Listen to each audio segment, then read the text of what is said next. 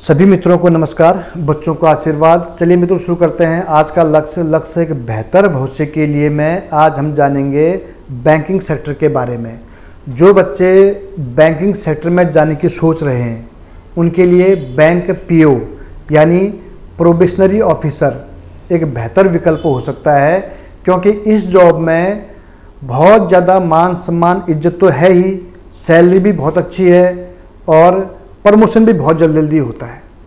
तो मित्रों बच्चों, अगर आप लक्ष्य निर्धारित कर रहे हैं तो बैंक पीओ भी आपके लिए एक बहुत अच्छा लक्ष्य हो सकता है, एक बहुत अच्छा विकल्प हो सकता है।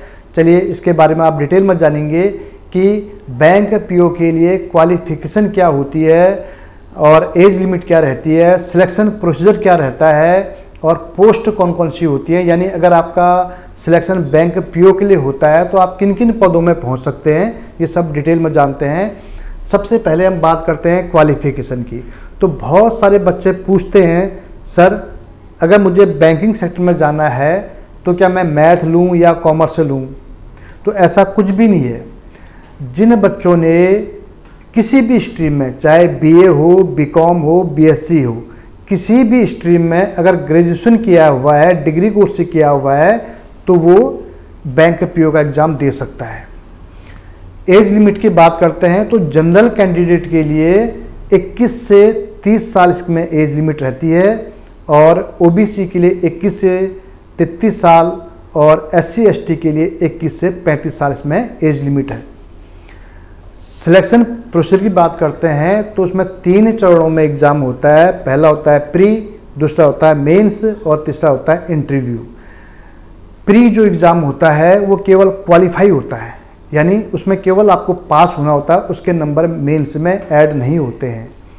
100 नंबर का पेपर होता है, 1 घंटे का पेपर होगा, हिंदी इंग्लिश दोनों भाषाओं में आप इसको दे सकते हैं। अब मेंस की बात करते हैं तो मेंस में जो आपसे पूछा जाएगा, रीजनिंग एंड कंप्यूटर एप्टीट्यूड से आपसे पूछा जाएगा, general economy, banking and awareness से आपसे पूछा जाएगा, इंग्लिश लैंग्वेज से आपसे पूछा जाएगा, data analysis and data interpretation से आपसे पूछा जाएगा और इंग्लिश लैंग्वेज में लेटर एंड ऐसे आपसे पूछे जाएंगे। मेंस के नंबर जो है वो तय करेंगे कि आपका सिलेक्शन पीओ के लिए होगा या नहीं होगा। अगर आप मेंस एग्जाम में अच्छी रैंकिंग प्राप्त करते हैं तो आपको इंटरव्यू के लिए बुलाया जाता है और उसके बाद आपका सिलेक्शन बैंक पीओ के लिए होता है, यानी प्रोबेशनरी ऑफिसर के लिए। अब पोस्ट की बात करते हैं। पीओ को असिस्टेंट मैनेजर भी कहते हैं, यानी जब आप पीओ का एग्ज़ाम क्लियर कर लेते हैं तो आप बनते हैं असिस्टेंट मैनेजर और कुछ साल के अनुभव के बाद आप प्रमोट होते हैं, आपका प्रमोशन होता है मैनेजर के पद पर और अनुभव होने पर 2-4 साल बाद मैनेजर से आप आते हैं सीनियर मैनेजर में। सीनियर मैनेजर से आप प्रमोट होते हैं चीफ मैनेजर में और जब आपको अच्छा खासा अनुभव हो जाता है, यानी इसमें प्रमोशन मैंने कहा कि जल्दी होता है। अगर चीफ मैनेजर के पद पर आप पहुंच गए हैं तो आप उससे आगे जो प्रमोट होते हैं तो आप बनते हैं assistant general manager. Assistant general manager के बाद आपका प्रमोशन होता है डिप्टी जनरल मैनेजर में। डिप्टी जनरल मैनेजर के बाद आप प्रमोट होते हैं जनरल मैनेजर में, यानी जीएम जिसको कहते हैं, और जीएम के बाद यानी जनरल मैनेजर के बाद आप बनते हैं ईडी यानी एग्जीक्यूटिव डायरेक्टर के पद पर आपका प्रमोशन होता है और अच्छा अनुभव होने पर आप बनते हैं चेयरपर्सन मैनेजिंग डायरेक्टर, जो सबसे ऊंचा पद है बैंकिंग सेक्टर में, आप वहाँ पहुँचते हैं। तो मित्रों ये था पीओ के बारे में आज आपने जाना, बैंकिंग सेक्टर के बारे में आपने जाना, जिसमें इतने अच्छे पद हैं। यानी आप अगर पीओ में सिलेक्शन होता है आपका तो आप चेयरपर्सन मैनेजिंग डायरेक्टर के पद पे आप पहुंचते हैं। तो सोचो आपको कितनी मेहनत करनी होगी, कितनी मेहनत करनी होगी।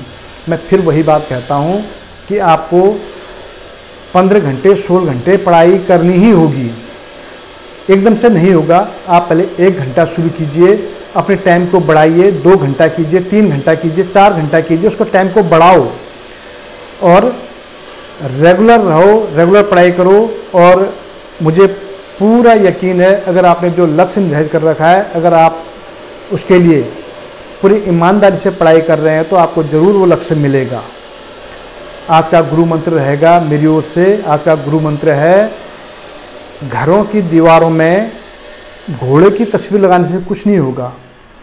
घर की दीवारों में घोड़े की तस्वीर लगाने से कुछ नहीं होगा, बल्कि घोड़े की तरह दौड़ना होगा। तो मित्रों, आज का वीडियो यहीं पर समाप्त करते हैं। आपका दिन शुभ हो। जय हिंद, जय भारत।